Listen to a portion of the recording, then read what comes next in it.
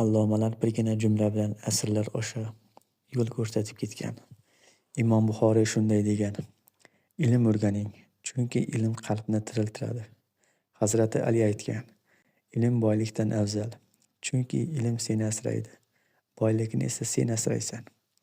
Abu Nasr Farobiy: ilmli inson jamiyatning yuragidir, chunki ilm bo'lmasa jamiyat yo'lini yo'qotadi. Imom G'azzoliy aytadi: ilm amal bilan bo'lmasa u yukdir. Ilm tarbiya bilan bo'lmasa foyda bermaydi.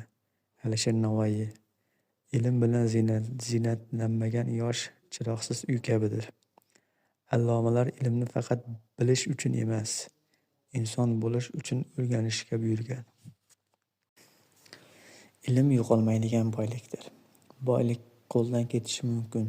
Pul yo'qoladi, mol tugaydi, mansab qolmaydi. Lekin ilm sen bilan bir umr qoladi. Ilmli odam qayerga bormasin yo'lini topadi. Unga eshiklar ochiladi, so'zi tinglanadi. Chunki ilm odamni baland qiladi, tarbiya esa uni chiroyli qiladi. Tarbiya bo'lmagan ilm xuddi chiroqsiz uyga o'xshaydi. Ilm yo'q, tarbiya esa kuchsiz niyatdir. Allomalar ilmni oltindan ustun qo'ygan.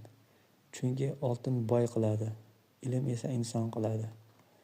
Bugun bolaga eng katta meros pul emas, telefon emas, uy ham emas, ilm va tarbiya. Agar bu gaplar qalbingizga yetgan bo'lsa, obuna bo'lib bizni qo'llab-quvvatlang va bu so'zlarni boshqalarga ham yetkazing.